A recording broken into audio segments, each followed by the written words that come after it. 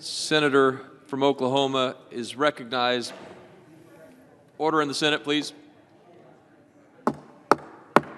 Members will take their conversations off the floor. Senator for Oklahoma. Mr. President, I first went to meet with then the Republican nominee for President of the United States, Donald Trump. That was October of 2016. And I was really struck by his commitment. It's kind of an interesting meeting. It was in the Trump Tower, and they had 10 people. 10 of us were meeting, each one in one particular area of expertise, supposedly. We had people there on energy. We had one on healthcare. I was there for military, and I was very honored to be the one to advise him as to some of the issues. Senators will please quiet their conversations. And to talk about that, and the thing that surprised me, how his commitment at that time to listening. You got to keep in mind, here's a guy who's been a giant in the industry for many, many years, but he's never had anything to do with politics or government, really. And so it was a learning experience for him, and he was actually listening. That was not his reputation, but he was doing it. And I remember we had a lot of questions that we asked and comments we made, and our conversations that day started a very strong friendship that I had with the one to become President Trump. The president listened closely, asked good questions. Our conversations that day were a strong friendship where I've been honored to offer him friendship, advice, guidance in the area of the military, and I think it served him well. One good example of one of the areas where he was listening to me in against the advice of many of the people in his administration. It was on the issue of Legato. The president's advisors were trying to convince him to go ahead with the deal to sell off the GPS adjacent spectrum, that it was a good thing and so forth. And I talked to the president and made it very clear that allowing Legato deal to move ahead would jeopardize our nation's GPS system, impacting not just the military and the commercial aviation, but farmers who rely on GPS to maintain fields and so many more. And the results would be devastating, not to mention costly. And the president got it. And we worked together on that issue. I remember telling him how that happened. The FCC, the Federal Communications, they were to issue and to give a spectrum to Legato at that time. We were in recess, and so I went to them, and I said, don't do anything until we get out of recess so we can be in on this. There's a lot of objection to Legato. And so without listening to me, the FCC just went ahead and did it on a weekend, I might add. That's never happened before. They never did it on a weekend before, but they did in this case. And they gave the order to Legato. Now, the interesting part of this was this had to do with protecting our low-band spectrum from interference. It has nothing to do with the good work the administration has made the bands of spectra available to further our 5G development. That was all there. But that's how this happened. The largest group I've seen ever come together in the years I've been in the House and the Senate on one issue was this issue. And I'm talking about everyone. You had not just DOD and all the almost every bureaucracy, but the airlines, the Farm Bureau, and everybody else. They're all in on this thing. And the president made the comment. He said, you know, anytime you are dealing with a bureaucracy and they tell you that something has to be done, it has to be done on a weekend, it has to be done at night, then you know something's wrong with it. Well, they rushed into it before they had the opportunity to do it with everyone being present at the time, and that's what but that's just another example of the closeness that we were. Another example was Space Force. He wanted to do the Space Force, and I understand that. I was not initially all that concerned about it and supportive of it, but on the other hand, you have countries like China and Russia, our main opposition out there. They had their space forces, and I think it's really good that we consolidated all of our efforts that were really working well, but consolidating in that thing. And we did that, and we did that together, and that was one of the areas that we worked together. I remember another one was the area of Western Sahara. This is something I've been on the floor talking about now for the last couple of weeks, because Western Sahara we've had the same position with Western Sahara since 1966. That is, they were ejected from their land in that area of the world way back during the colonial days. In fact, at that time it was the Spanish Sahara, and we were devoted at that time for a right of self-determination for the people of Western Sahara. I explained that to the president at that time. He didn't have a lot of interest. He didn't know where Western Sahara was. He didn't really have a lot of interest in that, but he did, and he became committed to the idea that we've had a policy for over 30 years in our country that we would recognize their right of self-determination.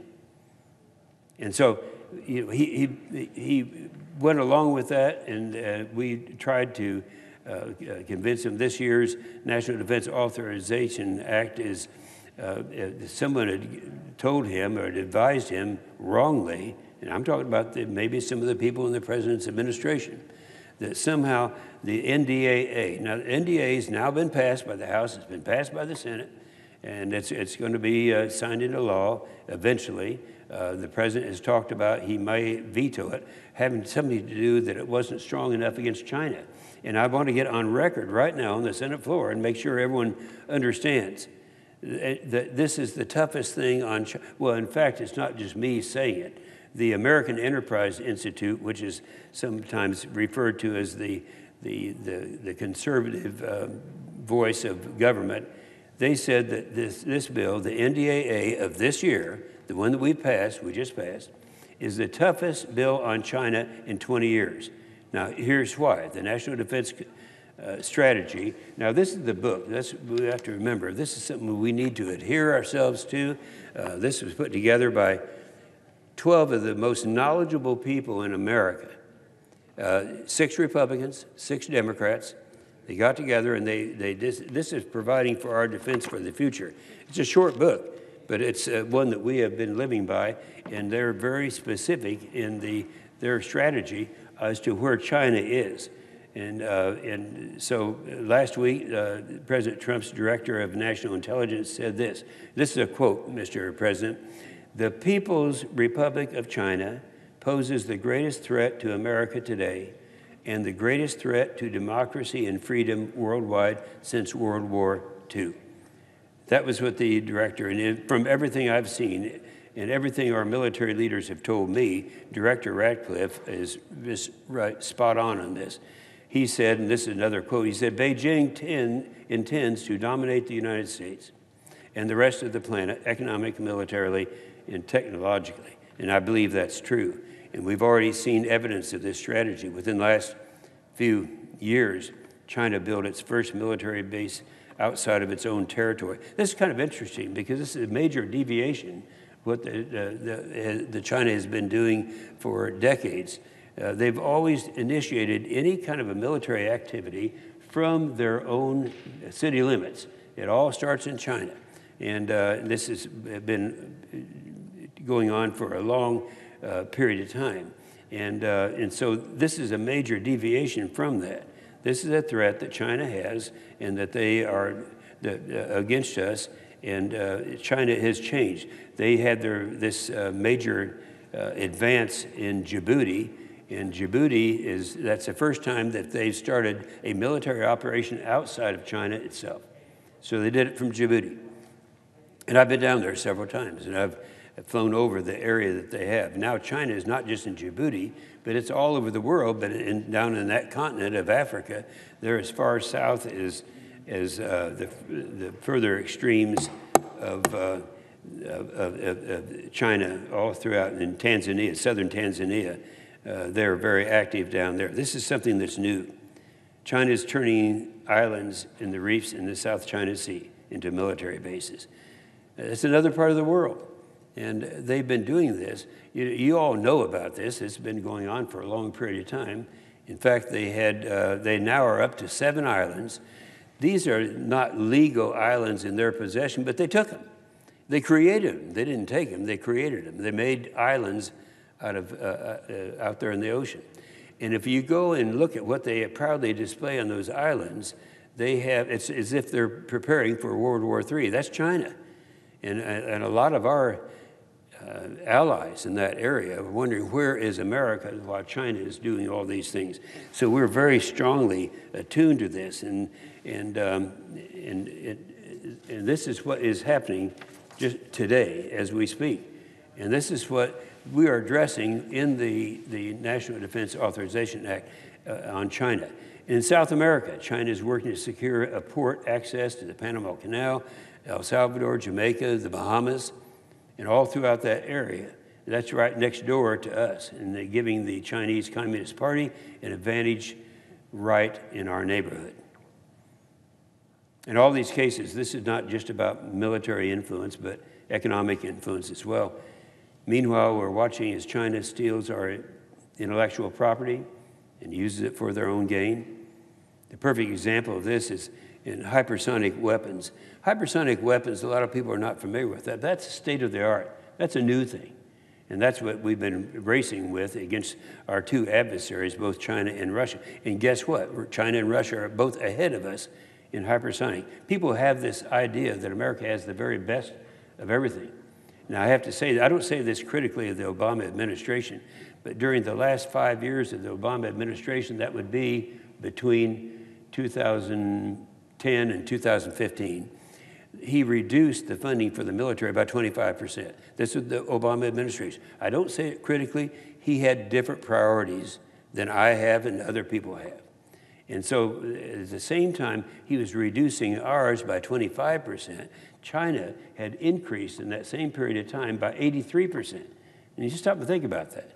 That's what is happening right now. The threat they pose is real, it's urgent, and it needs a strong response. And that's what the NDAA bill does. It takes strong action to push China back, to limit their influence, to counter their malign behavior, and to balance their military aggression.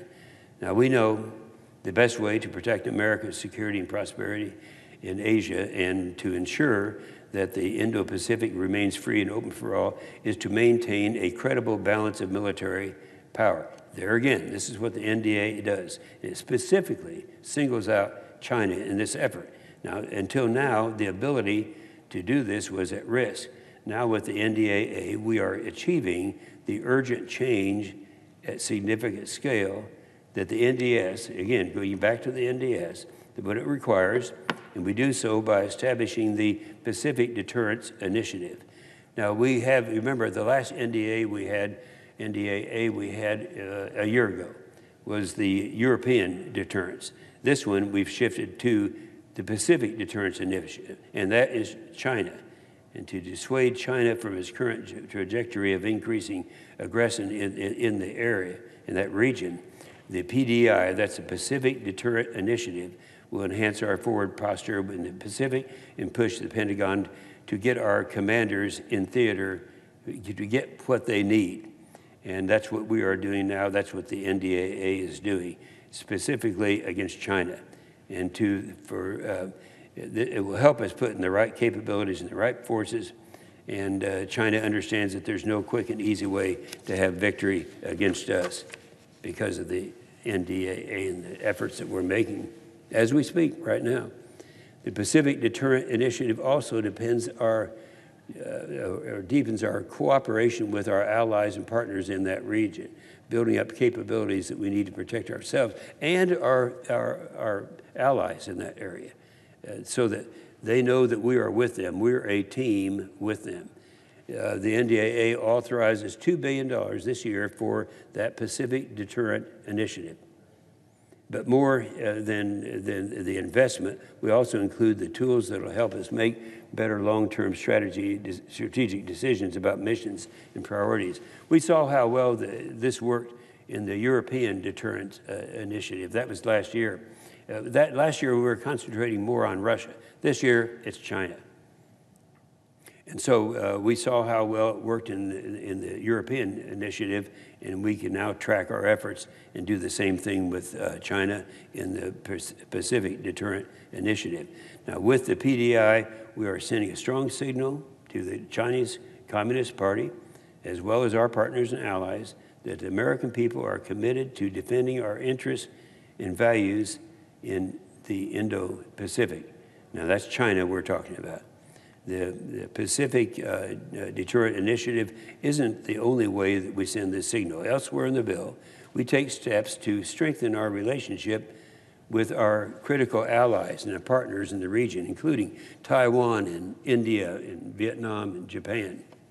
The bill requires the Department of Defense to assess how we can improve our operations to prevent China and other strategic competitors from seizing control of Taiwan and threatening the territorial integrity of other defense partners, our partners in that area.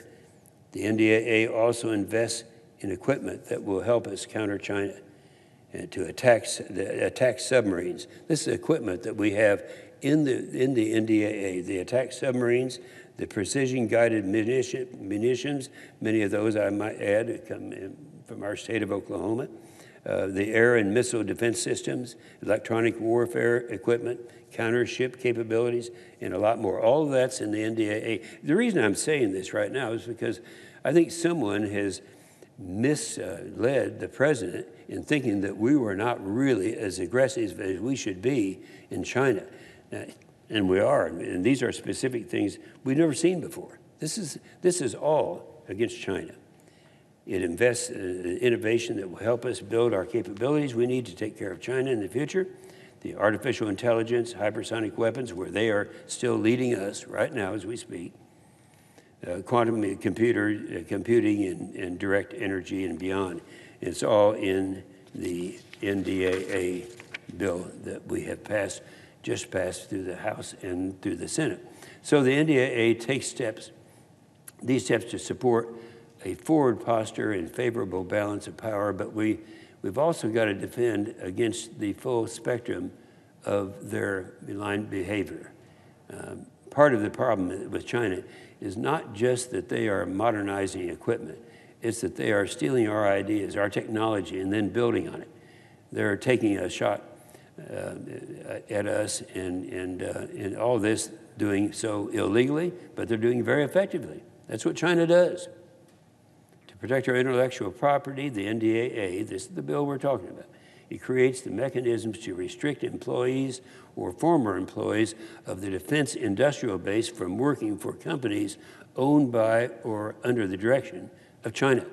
Now, this is something that has not been done before. We wake up and we find out that some of our industries that we're depending on for our defense are very close to China.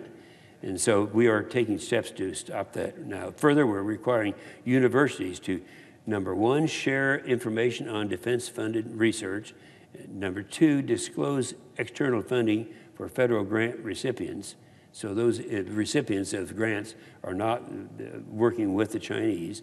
And number three, limit funding for universities with the Confucius Institutes.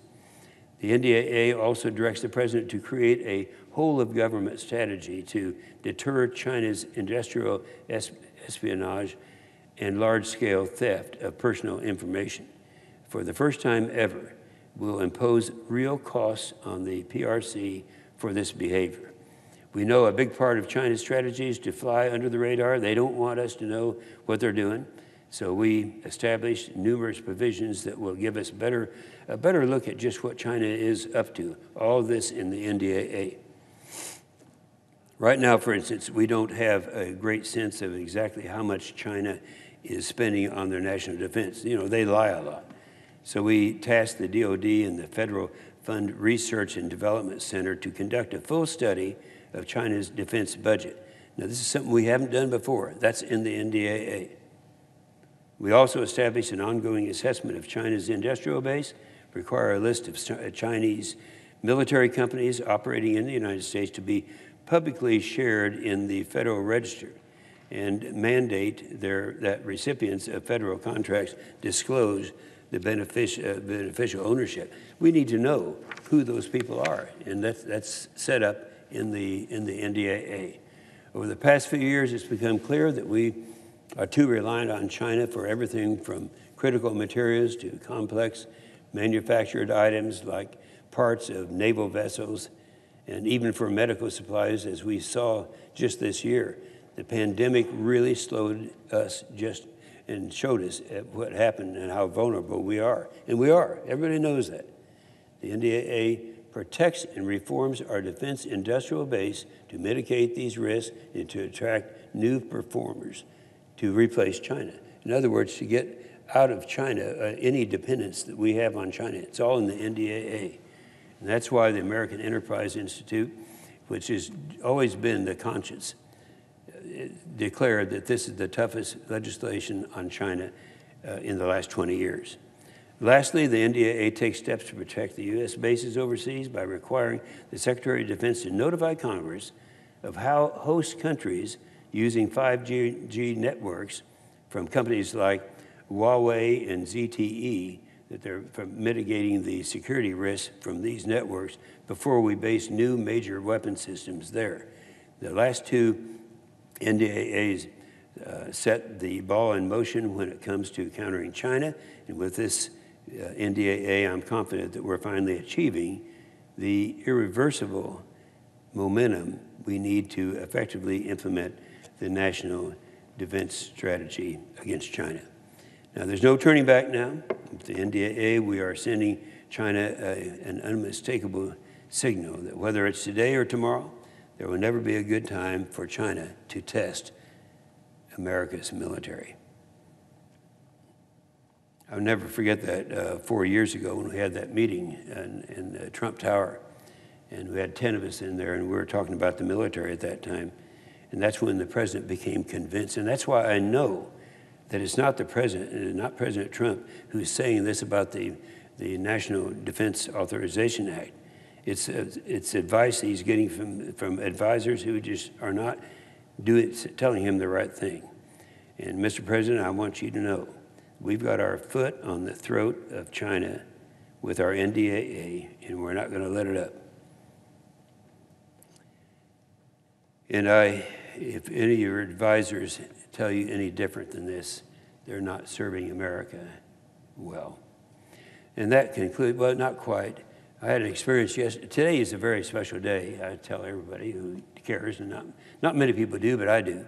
This is my wife's and my 61st wedding anniversary today, December 19th.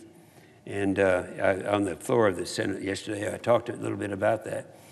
And I made the comment that I don't want to be here on my wedding anniversary implying that I was not going to be here to vote. These votes that we're having right now are among the most critical votes that we've had. And I assure you, I'm going to be here till the last vote is cast. With that, I yield the floor.